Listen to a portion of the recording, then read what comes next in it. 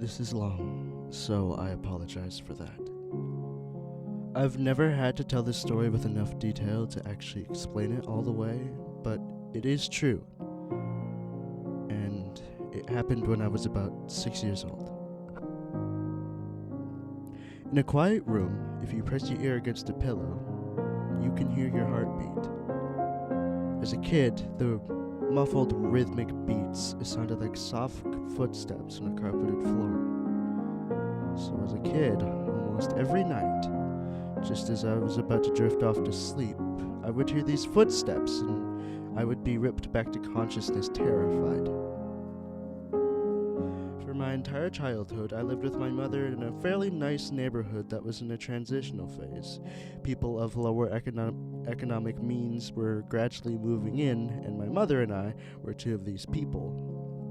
We live in the kind of house you'd see being transported in two pieces on the interstate, but my mom took good care of it. There were a lot of woods surrounding the neighborhood that I would play in and explore during the day, but at night, as things often do to a kid, they took on a more sinister feeling. This, coupled with the fact that due to the nature of our house, there was a fairly large crawl space underneath, filled my mind with imaginary monsters and inescapable scenarios which would consume my thoughts when I was awoken by the footsteps. I told my mom about the footsteps, and she said that I was just imagining things. I persisted enough that she blasted my ears with water from a turkey baster once just to placate me, since I thought that would help.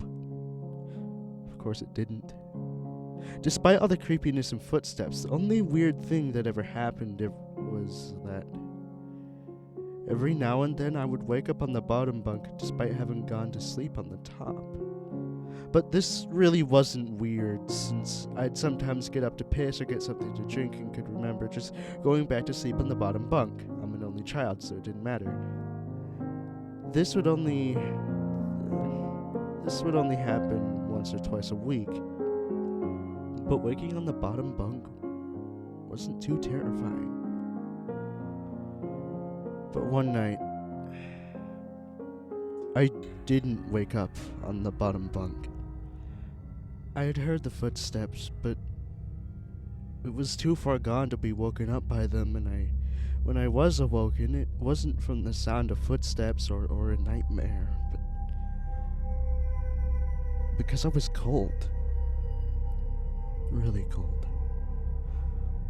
When I opened my eyes, I saw stars. I was in the woods. I sat up immediately and tried to figure out what was going on. I thought I was dreaming, but that didn't seem right. Though neither did me being in the woods. There was a deflated pool float right in front of me, one of those shaped like a shark.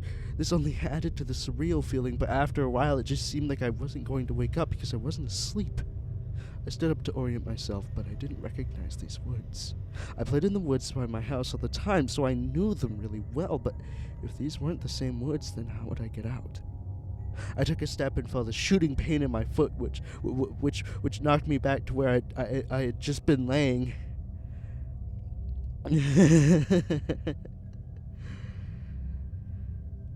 I stepped on a thorn, but by the light of the moon, I could see that they were everywhere. I looked at my other foot, but it was fine.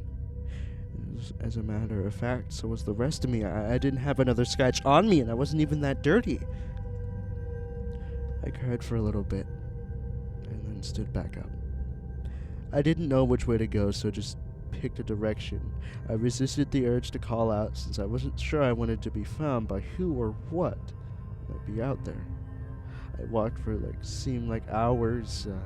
I tried to walk in a straight line and tried to course correct when I had to take detours, but I was a kid and I was afraid. There weren't any howls or screams, and only once did I hear any noise that scared me. It sounded like a baby crying, but I think now it was just a cat, but I panicked. I ran veering in different directions to avoid big thickets of bushes and collapsed trees, and I was paying close attention to where I had stepped because by that point my feet were in pretty bad shape. I paid too much attention to where I was and not enough to where I was going, because Not long after hearing the cry, I saw something that filled me with the kind of despair I haven't experienced since. It was the pool float. I was only 10 feet from where I had woken up. This wasn't magic or some supernatural space bending. I was lost. Up until that moment, I thought more about getting out of the woods than how I got in, but being back at the beginning caused my mind to swim. I wasn't even sure that these were my woods. I had only been hoping that they were. Had I run in a huge circle around that spot, did I just get turned around and start making my way back? How was I going to get out? At the time, I thought that the North Star was just the brightest star, so I looked and found the brightest one and followed it. Eventually, things started to look more familiar, and when I saw the ditch, a dirt ditch my friends and I would have dirt clod wars in, I knew I had made it out. By that point, I was walking really slowly because my feet hurt so much. But I was happy. I was so happy to be so close to home that I broke into a light jog.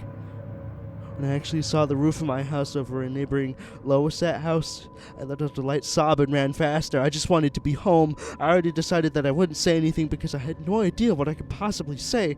I would get back into the house somehow, clean up, and get in bed. My heart sunk as I rounded the corner and my house came fully into view. Every light in the house was on. I knew my mom was up, and I knew I would have to explain or try to explain where I had been, and I couldn't even figure out where to start. My run became a jog, which became a walk. I saw her silhouette through the blinds, and although I was worried about how to explain things to her that didn't matter to me at that point, I walked up the couple of steps to the porch and put my hand on the doorknob and turned. Right before I pushed it open, two arms wrapped around me and pulled me back, and I screamed as loud as I could, "Mom! Help! Please! Mom!"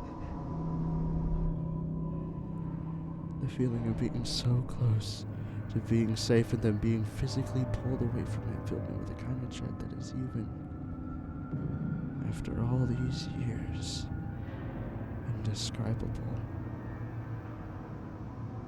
The door I had been torn away from opened, and a flash of hope shot through my heart. But it wasn't my mom. It was a man, and he was enormous. I thrashed around and kicked at the shins of the person holding me while also trying to get away from the person who had just come out of my house. I was scared, but I was furious. "Let me go! Where is she? Where's my mom? What'd you do to her?" As my throat stung from screaming and I was drawing in another breath, I became aware of a sound that had been present for longer than I had perceived it. Honey, please calm down. I've got you." It sounded like my mom.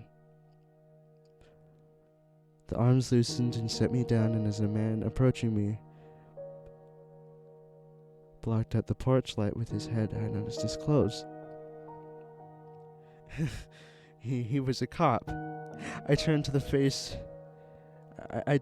the voice behind me, and I saw that it really was my mom. Everything was okay. I began to cry, and the three of us went inside. "I'm so glad you're home, sweetie. I was worried I'd never see you again."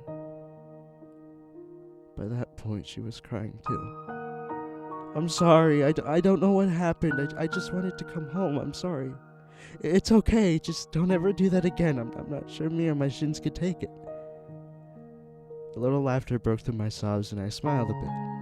"Oh, I'm sorry for caking you. But why'd you have to grab me like that?" "I was just afraid you'd run away again."